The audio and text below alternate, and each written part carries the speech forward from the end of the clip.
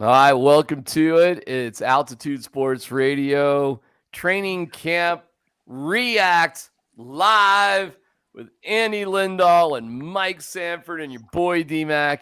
And I may have been out with the wife having one or two because it's Saturday night, but where would I rather be, as Marv Levy once said, than right here, right now with Andy But and Mike? we could all join in if you want. Mine's on the other side of the camera. And the liquor's not far. Well, Mike, mine's on the other side of the country right now. So I'm just having the weekend of all weekends for the three kids and just dad, man. We're just living it up. I think Andy's talking about his drink, not his wife, Coach. Oh, I No, thought his the wife wife's was on right there. Yeah, Oh, the wife is? There. Yeah. The all booze right. is in the house. We're on Oh. the deck. Oh, Yeah. yeah. This is all I got in my life, DMac, is this deck. Me and Lindahl have that type of synergy right there, man. We see eye to eye. I was taking what he was putting down. There's no doubt. That probably says something more about me, that I'm more concerned about where my drink is than my wife. That You're further into this than we are. We were all out at training camp today, and I can't wait to get into the notes that Mike Sanford was taking today, Andy, were, intimidating to say the least. But we'll get into that in a second. We start with Sean Payton, and what did he learn about his team this week? Any questions? Coach, what did you learn this week about your team? Well, it's one weekend. We're in the on-ramp program. We're not truly in pads yet. I like the energy. I like where we're at assignment-wise, as far as, grading mental errors. But I think it's real early. Okay, guys, what did we learn about the Broncos this week, Coach?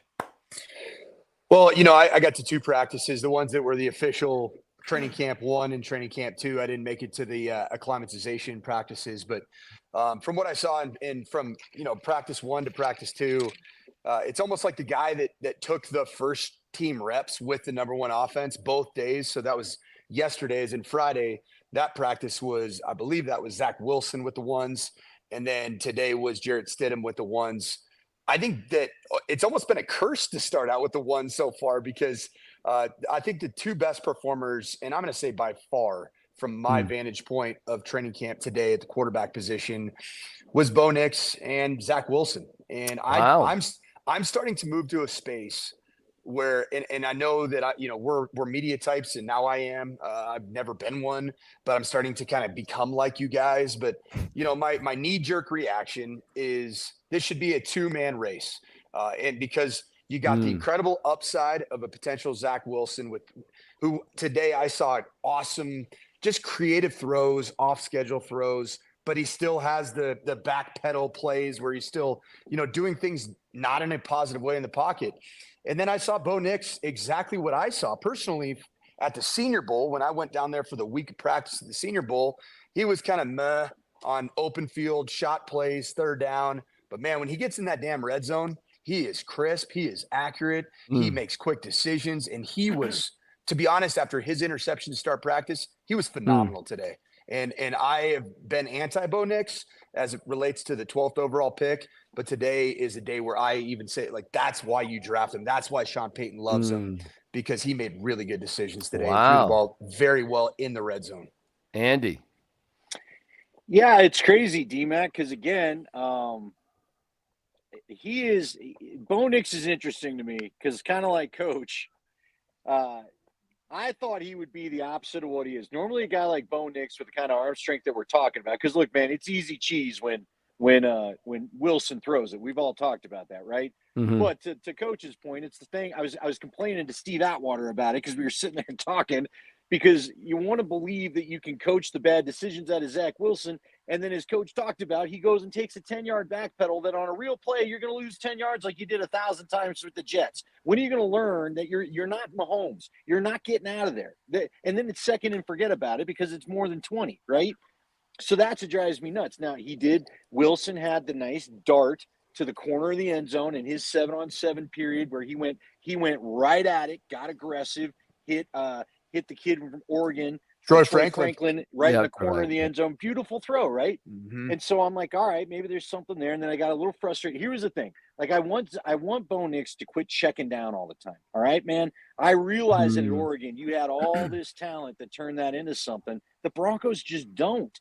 And then when I see the throw, was it to David Sills, I believe, 87, right on the goal line, the one that pops, the one that makes everybody go, okay, all right, that one on the highlight tape where quick decision, quick release, hits the guy in stride, and I mean, put it on him, DMac. Like, I don't understand how in the red zone you can put it on him, but then there's some of these floaters out in, like between the 20s is where I thought he'd thrive, and in the red zone I thought he'd struggle, and it's the exact opposite like Coach is talking about, where I'm just like, dude, if you would always just put the ball on the chest of the receiver like he did to Sills, then we got something. Then I'm not worried about a guy undercutting your throw and taking it the other way. And the loft to Javonte was perfect. Oh, Perfect for his second touchdown. That was the play of training camp, in my opinion, because it was in an 11-on-11 period. It was in the high red zone. I believe it was like on the 18, right in the 18 to 14 yard line area.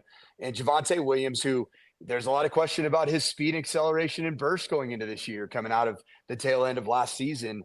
I can't remember who was covering him on that particular play, but I mean, he just put on the afterburners on this wheel route. Got behind just a little step behind, and Bo Nix threw it on time. He had perfect touch on it, and that was a play. I was like, yep, that was a big time throw. That was an NFL throw, right, Coach? 100%. We're going to get to all three quarterbacks that we heard today in a second, but let's hear Sean Payton talk about the grades. You look at the positive plays, you look at the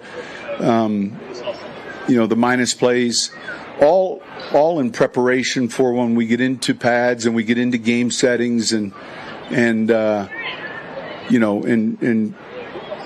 so I'm sure you're talking about each one of these quarterbacks and we grade the decision. There's times at the line of scrimmage where they have two plays. Are we getting to the right play? Sometimes place covered. But each practice goes by with a lot of positive comments, a lot of constructive criticism, and that's why we're out here. How are they doing grade-wise? They're doing well. I think they're doing well. We don't have, a sum total, but the rotation's been pretty consistent. I think that will begin to change a little bit as we get into the next week and a half, 2 weeks. All right, grade the quarterbacks. There you go. Was that you asking the question, DMac? It was, brother. And that was probably the most notable, quote of Sean Payton's presser today. It was all about the potential of things kind of changing here. And I think there's something to that. And I'm glad you asked that question today, even just about what are the grades? Like, how do they stack up? Because there are grades. And I know what Davis Webb, Sean Payton's going through. Not all coaches across, every level of football grade every single rep of practice. But I mean, it's literally a grade sheet. You print out the script, and you have a pre-snap decision grade, which is, did you get to the right play? And he even said it there. There's two plays. There's an option for, if it's a 2 high safety look, we're going to run the base play. If it's a 1 high safety look, we're getting to the second play. And that's just a small example of why you would get to the second play. And then there's like during the snap, like actually during the play itself, there's a grade for the decision of what you did with the football. And then there's typically an execution grade as well, based off of the accuracy of the throw and all that. And so when you're grading every single play, you do have some data, but I have this one big gripe, and I've only been to 2 practices. I charted every rep of practice today, and you get out a 7-on-7 period. Okay. Jarrett Stidham had 4 reps and only 3 throws that counted because 1 was a sack. The other 2 quarterbacks had 4 throws. Then you get to the team periods, and there are 3 different team periods. Each quarterback is getting 4 reps per team period. That's 12 reps. Yeah. 12 reps of 11-on-11 football. Not much. And right now, by having a 3-headed monster at the position, man, you gotta find a way to make up those reps somehow, somewhere. And I know Sean Payton's thinking about this too. I've been there, like where I'm like, dude, how can I get a great evaluation on these quarterbacks when they're getting 12, maybe Mike, let me tell you, and Andy will remember when there were 4 quarterbacks with Kevin Hogan getting reps, Andy? Yeah, well, and DMac, I thought about this too because you and I both covered the 20. I want to say it was 2017. Might have been, yeah, it was 2017. Remember when it was Paxton and it was Trevor, Yeah. and basically the whole locker room, because TJ Ward finally came out and said it, then got cut because of it. But he said, we know who the starter is. And they kept screwing around, trying to force Paxton in there when everybody that had eyes knew Paxton wasn't winning this damn thing. And then later in the season, remember, I think it was the Miami game, DMac, where Gase put it on him. And Emmanuel Sanders just finally came out and he said, well, if you guys want to know what this stupid quarterback competition did at the beginning, this is it. Because now we don't have reps. We don't have any chemistry with any of these dudes. And then Osweiler came into the mix later on. But Emmanuel Sanders finally just got so fed up and said, I'm tired of these QB competitions because we don't get the work in camp to be able to lean on plays when we need them regular in the season. So, DMac, I'll ask you, Mike and I talked about this because he's been filling in on the show. I mean, what are we doing with what are you doing with Stidham? You know what Stidham is. I'm not saying cut the guy necessarily, but DMac, why do we have to see any practice reps of him? You know what he is. You know what's so funny, and I've told people this a million years. And Mike, Andy and I have been to literally thousands of NFL practices, Andy. I'd say thousands of hours at least. I don't know the number, but I mean, it is incredible how NFL practices, no matter who the coaches are or who the players are the same exact fucking thing. Yeah. It's unbelievable.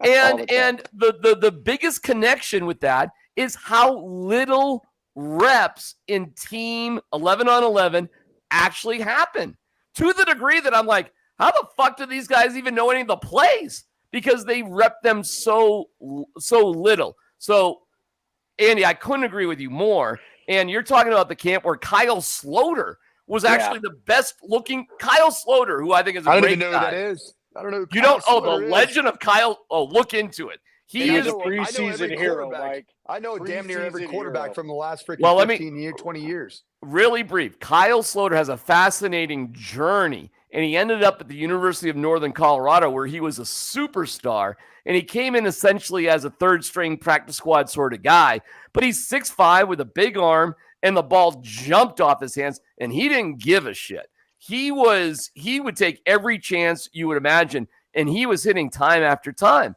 But he had a hard time getting over where he came from, but he didn't care. And at one point, Vance Joseph was asked, does Kyle Sloter have any shot? Because we're like, why aren't they playing him with the ones a little bit? And VJ was just like, no, he doesn't have a chance. Meanwhile, this third string guy was clearly, Andy, correct me if I'm wrong, outplaying the top two guys. So here was the thing, Mike. DMac's right. In practice, Sloter looked the best. What I understand, DMac, and I've asked some of my guys, you know who some of my guys are. If anybody's heard me talk over the years, I'm not going to say his name right now, but one guy in particular.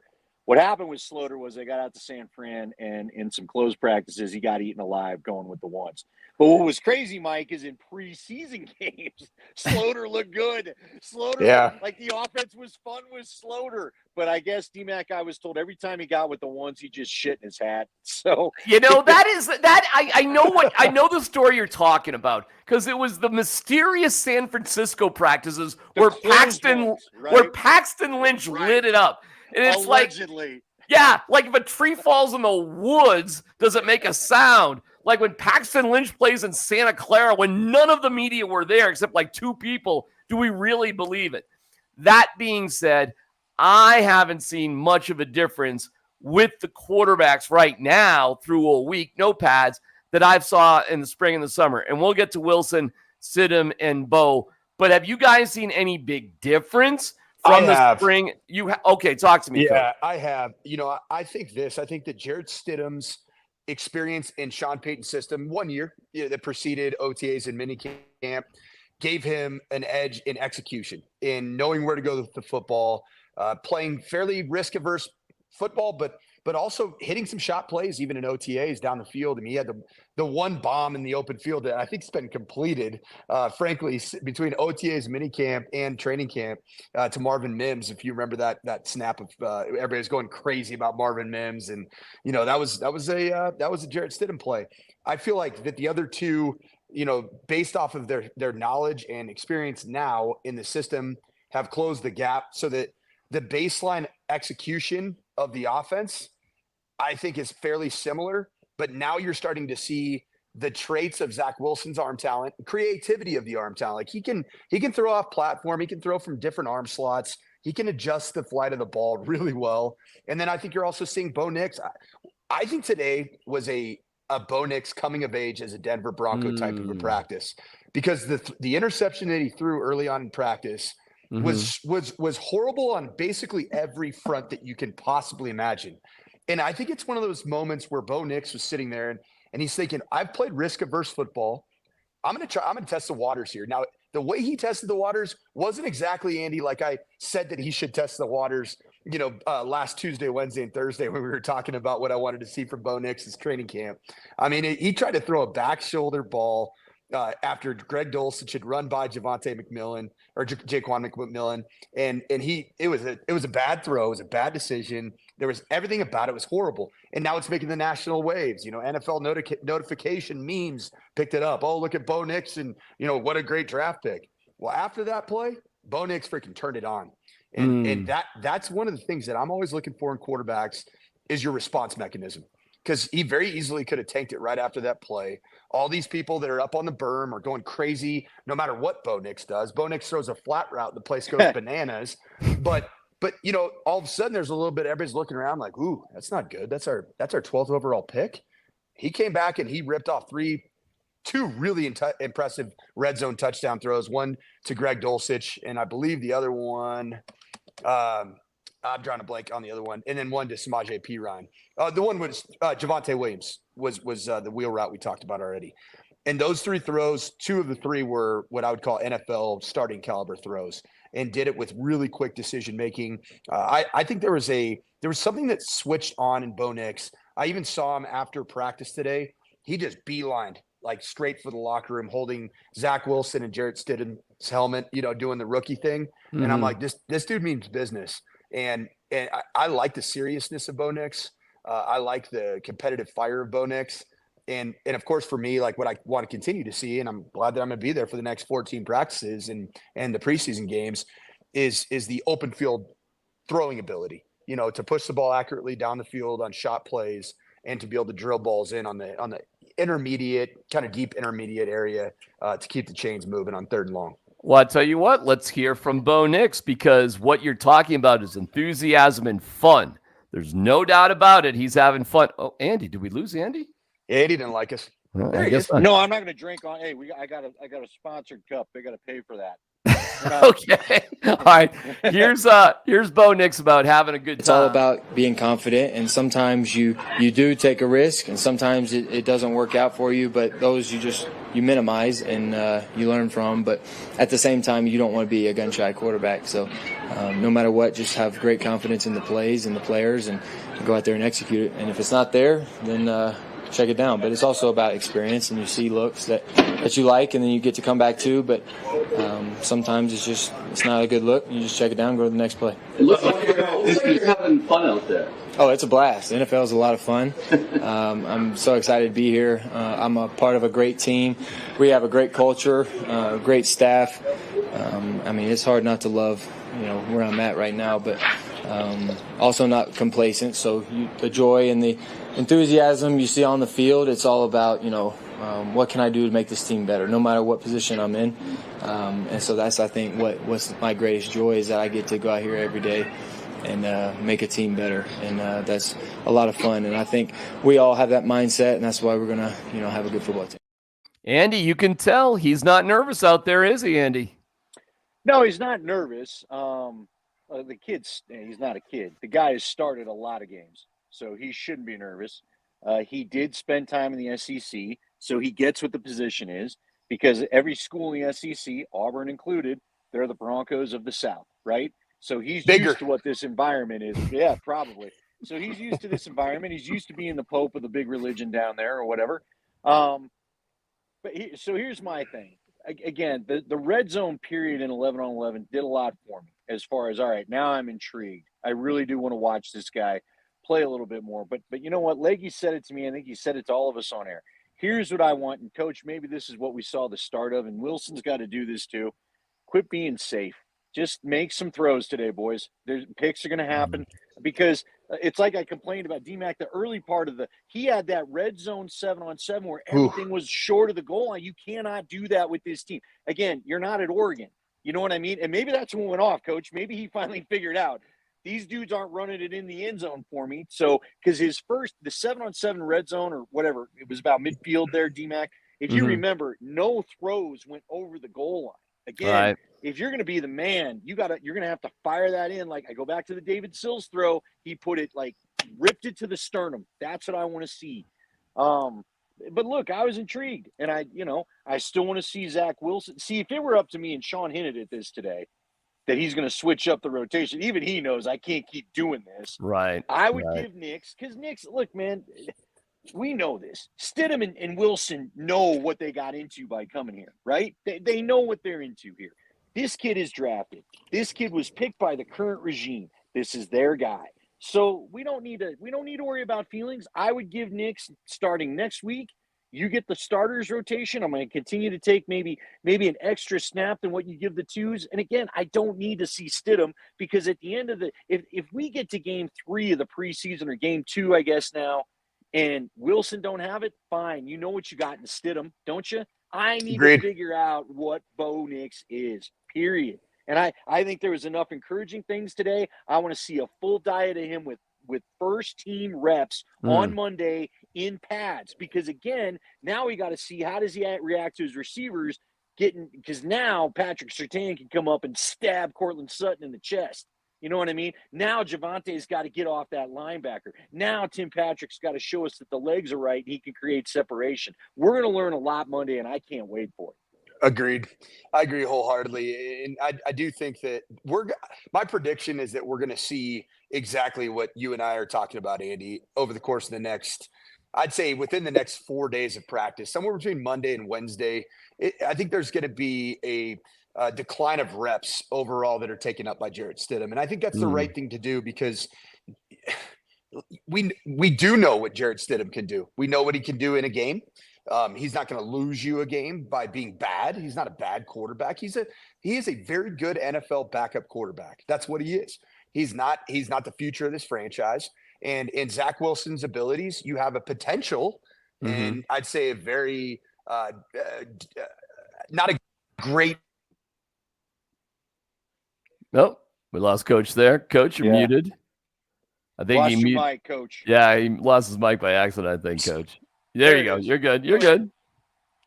Yeah, you were in the middle of saying good. I just got Jarrett Stidham. We know what he is. So yeah, and then Bo Nix needs every rep he can get, because even what I talked about, that growth moment that he had today, you're going to have more growth moments like that. You're going to have him in more situations. You're going to have him in 2-minute when you start practicing that. I'm excited to watch that. You're going to have him in third down. Let's hear from Jarrett Stidham after practice day, because we heard from all 3 quarterbacks for the first time. First of all, Stidham arranged the whole trip down to Texas. He arranged it. He was the logistics person, not somebody else. He was handling it, okay? He has a very affable, likable nature. Seriously. It's easy to understand why guys like Jarrett Stidham. Also, and I do wonder, and I'll ask you guys here in a second, is that maybe a little bit too much? But how do you separate being friends with everybody? Because you got to see how these guys get along. They're clearly friends. They're around the same age. They have a ton in common, all 3 of them. And Stidham talked about how do you separate friendship from competition?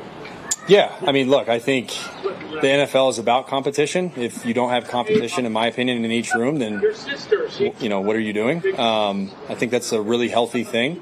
And it's one of those things, like every year, the job upstairs, their job is to bring in people who they think can help the football team, and guys that are on the team, your job is to keep your job. So, it's a fine line, but I've always hung my hat on being a really good teammate.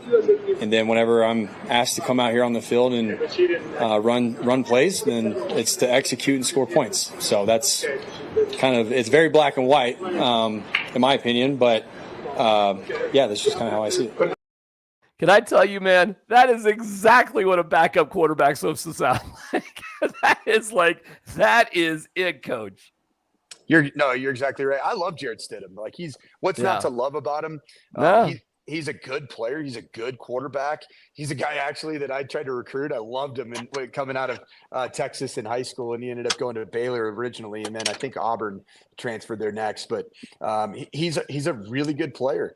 But is he the future of the franchise? There's no way. Like there's no way. Freaking way. And Sean Payton knows that better than you, Andy, and I. Trust me. It's the reality. And so the inevitability is that we're going to start seeing those reps distributed very differently, I think, over the course of the next week. Andy? Well, then here's what I think is interesting. This is the way I think Stidham stays on the team, and coach can talk about this as the old OC, but DMac, I think you and I learned this from Jake Plummer. What's the most important thing in the backup quarterback? The backup quarterback needs to be able to help. And I think Davis Webb does this too. But look, coach, sometimes you just need someone to kind of air it out to, you know what I mean? Not on the coaching staff. And I think Stidham has always been that perfect guy. Here's what I'm seeing. Here was on that play. Here's maybe the guy you missed. Let me help you look at it on the iPad or whatever. Plus, I'm here to hear how bad whoever sucks or what a dumb play call or why do we do that or whatever it may be. If Zach Wilson can be that for Bo Nix, then I think Zach Wilson stays. If Zach Wilson is struggling with seeing some of it, and he's proven it on the field with some of the reads that he's making, then that's maybe where they keep Stidham. To me, I don't know why, though. Coach, give me one reason why you would cut Zach Wilson. I just feel like Zach Wilson he's the unknown factor. And you know what, DMac? Even if you can look at Sam Darnold, look at what the Niners did for Sam Darnold. We didn't even really see Sam Darnold play. He just went and got $10 million from the Minnesota Vikings. Amazing. Like, to me, if Jared Stidham or if Zach Wilson can just hang out here for a year and you can show some rehab, even if Nix goes to meet the potential, you still are going to have a very intriguing top. He was the number 2 pick in his draft. And if Sean Payton is showing, hey, look what I did with Bo Nix, people are going to start to wonder, what did he do with Zach Wilson? Did Zach Wilson get rehab? So I don't know why they cut Wilson, but I think if Wilson can't help break down the tape, then that's probably where Stidham is active game day.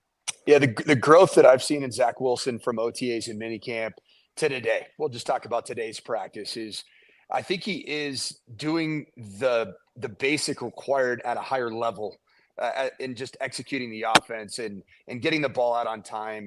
And then he does make the wild throws. I mean, he's had a wild throw each time I've watched him. And that's the thing that he does bring. It was interesting. He also, though, Mike, gives you one WTF decision too, a practice where you're like, come on, dude, what are you doing?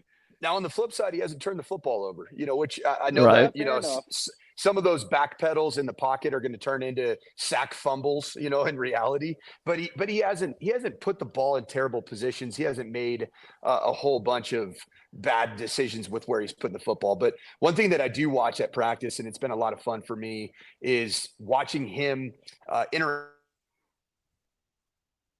Oh, we just lost Coach again. I think when he gets a text, we lose Mike. Go ahead. You guys got me? Yeah. Is it when you get a text? You got to go ahead. Yeah, it's the same thing. Airplane mode.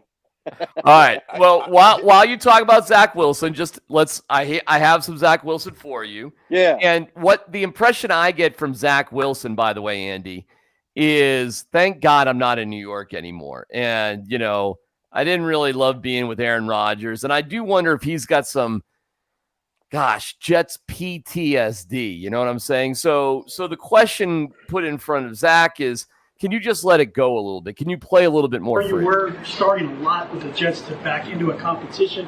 Do you have to recalibrate in a way, or how do you kind of approach that, where it's obviously all three of you have a shot? Yeah, just doing my absolute best every single day. I mean, I love playing football. Just the joy of coming out here, throwing the ball around and doing my absolute best is all I can ask for. Do you feel a bit more free being in this situation than you were with the Jets then? Yeah, I would say so. Just maybe different perspective than anything of just, the ups and downs of my first 3 years, just having a perspective, just loving ball, just coming out here and throwing it around and having a good time and doing the best I can. Was that hard to do? Yeah, he's really got nothing to lose. Nothing to lose. And I think he plays like that, basically. I don't think he knows a different way. One of the other questions that was asked of him by Mike Kliss was, it seems that you throw from a lot of different arm angles. You just sort of let it go. And I think that's part of his nature. And Nix and Stidham really aren't like that. So the upside, coach, of Wilson is, I don't know. I don't think we really know what it is. Yeah, when I looked at Wilson, just watching him get interviewed, watching his interaction with Bo Nix today, even I could tell he's a bit of a favorite of Cortland Sutton. They've taken to each other immediately. They have their own handshake together. They're dapping it up.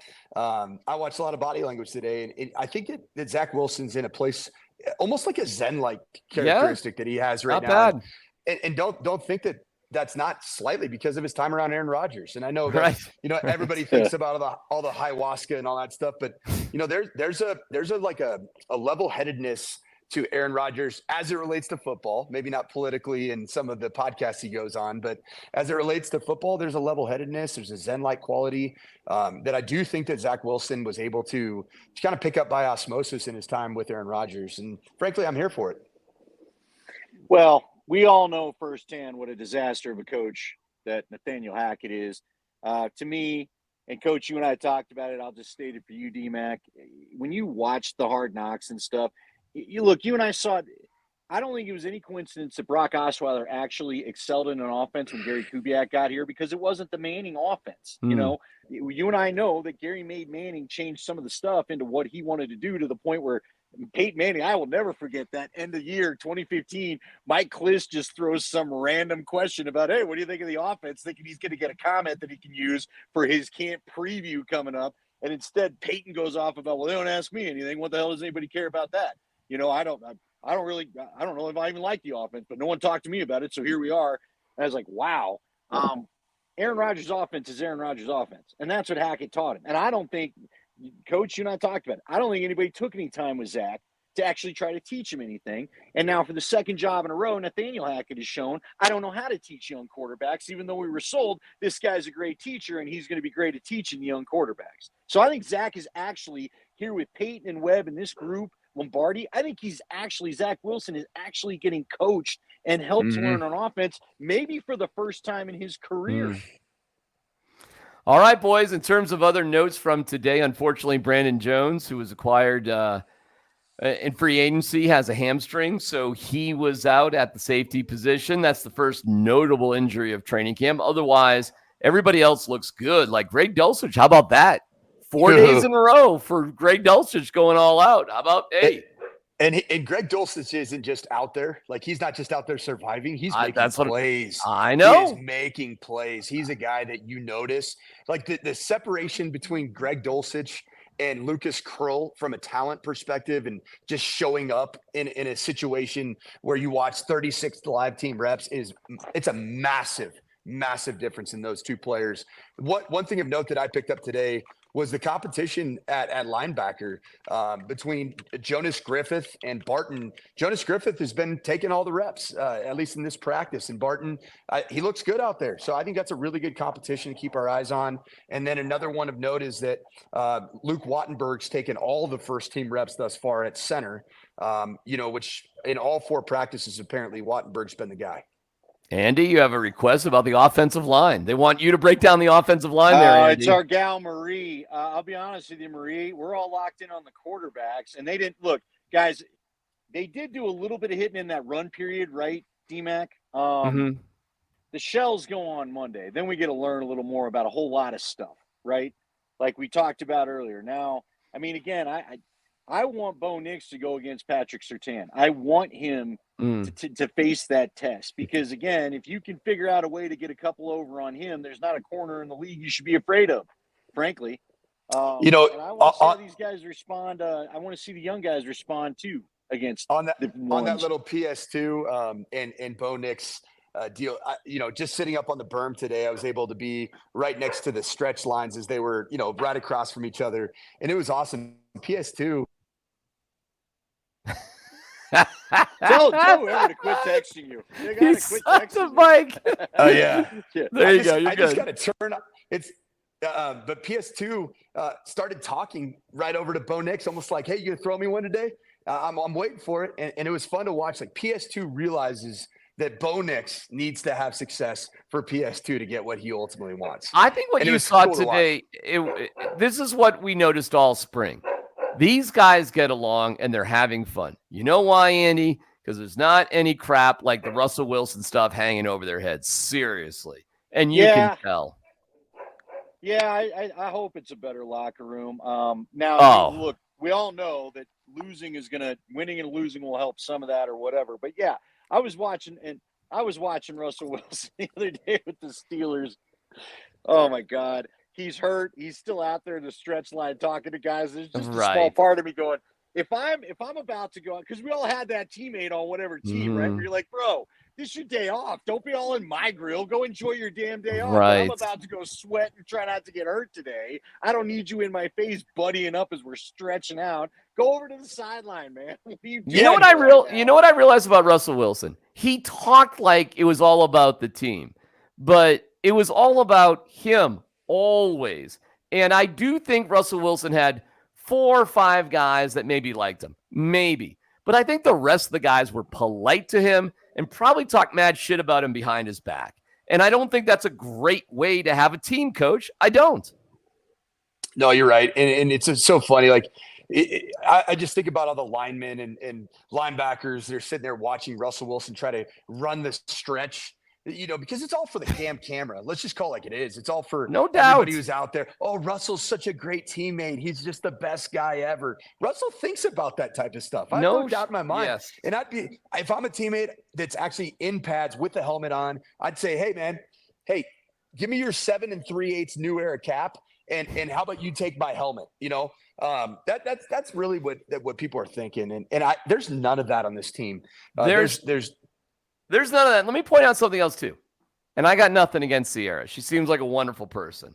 But there's no 3 black SUVs, Andy, out there with private security and a private bathroom and a private this and you know what I'm saying? There's none of that. And that was just such a thing over the past couple of years, and it's gone. I don't know what wins and losses will translate. But, Andy, I can feel the difference. I'm not sure about you, and I know, Coach, you're just kind of catching on here. But, dude, it seems to me a breath of fresh air. That's what it feels like to me, Andy. Well, I do think it's why Sean Payton was more relaxed this spring. Look, we all know this. We're finding out what a diva kind of interesting guy Aaron Rodgers is, okay? No and I'm doubt. not even trying to get into the political part about this, but, look, politics have nothing to do with whether you want to decide if you want to come to minicamp or not, when we all got to know we got to be in minicamp. I got to be in Egypt. I got to go to Egypt. They're going to move the Sphinx. Did you see they caught him today? Garrett Wilson and Aaron Rodgers having pretty good back and forth about how a route was supposed to be run. Really? Well, that's something you work on. Oh, go look on it. It's all over X. Okay. Some fan caught it to where they were in each other's faces, and finally there's a little handshake, but Aaron's doing all this weird I mean, it was not your – now, look, again, Mike will tell you it happens all the time on the sideline, but my point being is some of the tension you're talking about is not there when – here's Russell's deal. Russ was the nerdy guy. You know what I mean? Like the nerdy guy trying to be cool. It's like, look, bro, you're rich and you got the hot wife and you're set for that. That's fine.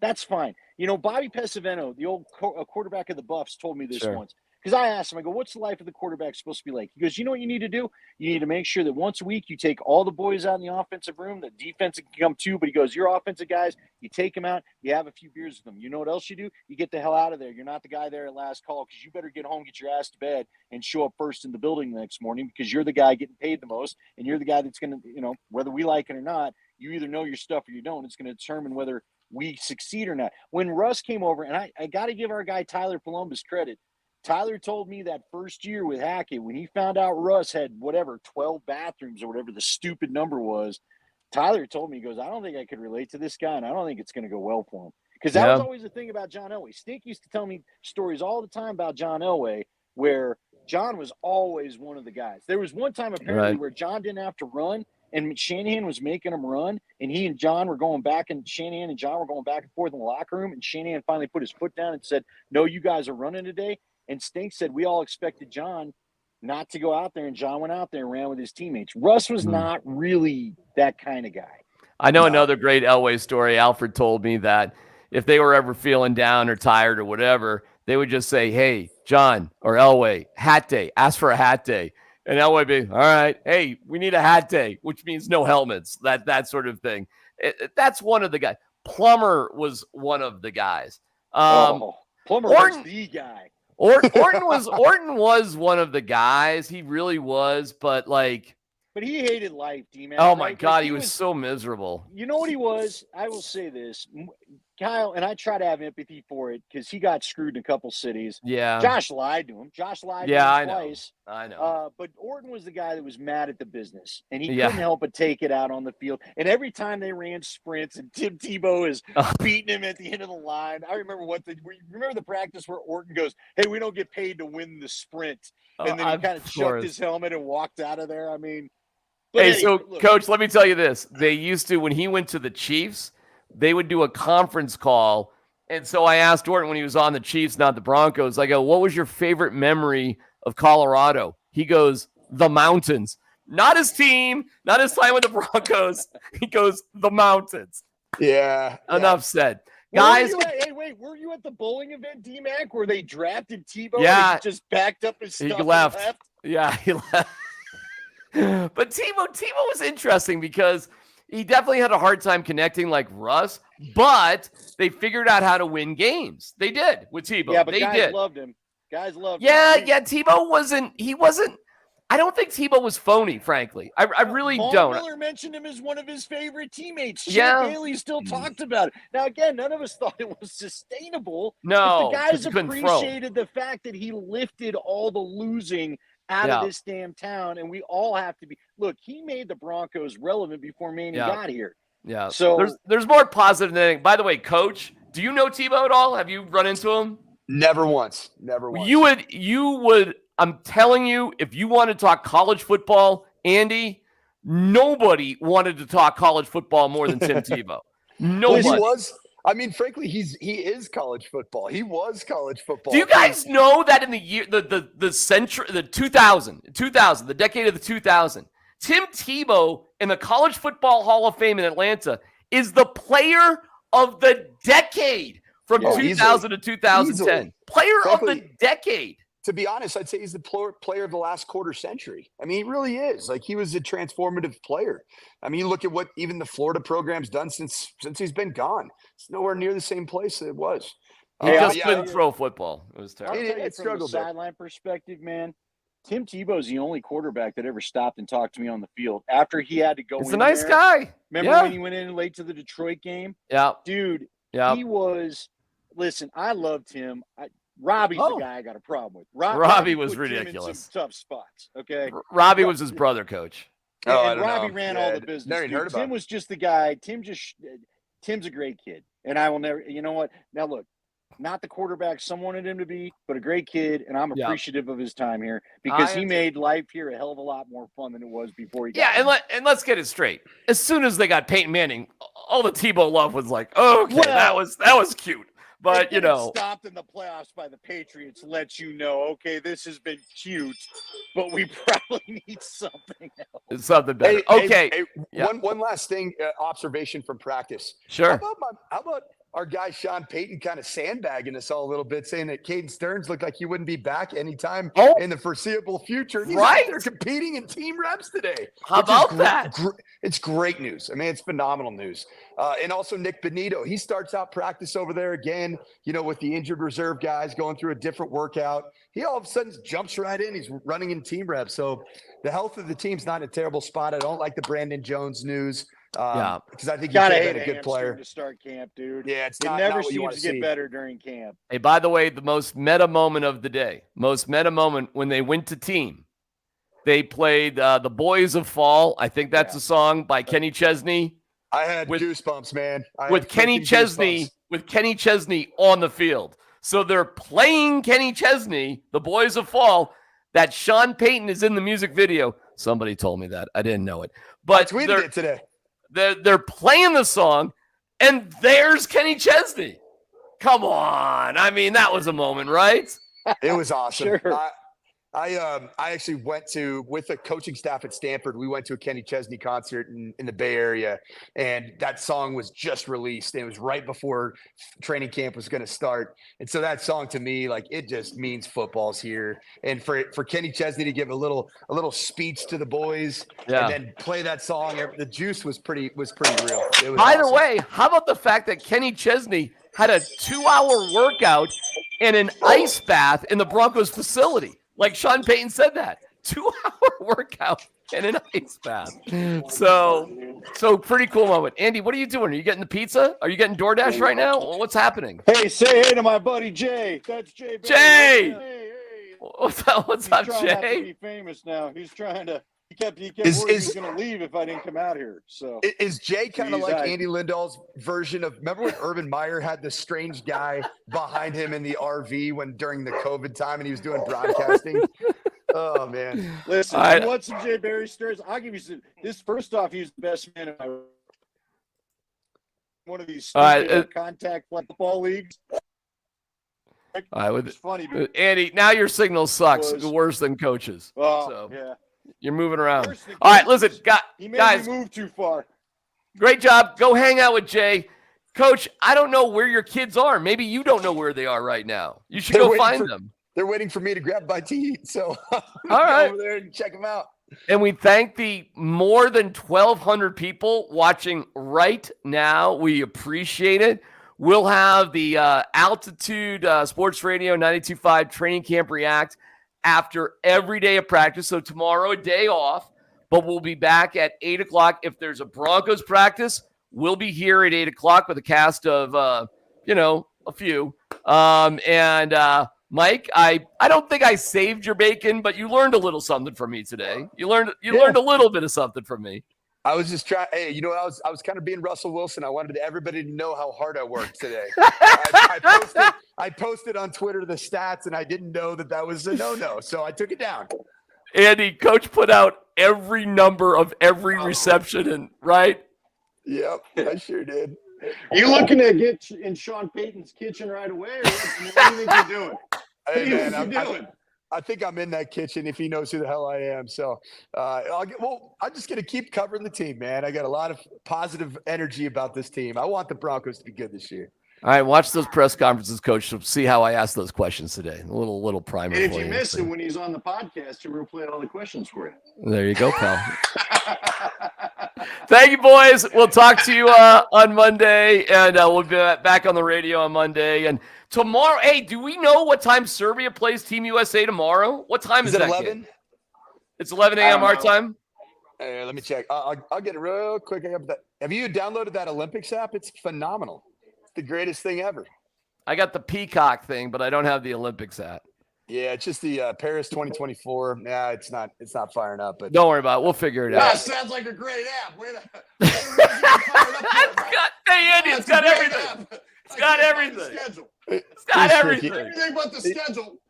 These freaking guys. I'm not hanging out with you guys anymore. No more. All right, brother. We'll talk to you guys. We'll talk to you guys Monday. We'll back on the radio starting at 6 a.m. with, of course, the fellas. Mike, you on? When are you on this week? What's your schedule this week? I think I'm on just about every single day, every single minute, man. So let's just keep on rolling. Kreckman, is he coming back? Is he just after a week? He's like at the longest wedding ever. I think they get to go on the honeymoon too. This is one of the weirdest weddings I've ever heard of. All right, we'll let you guys go, and we'll talk to you when we talk to you. Thank you for joining us for Altitude Sports Training Camp.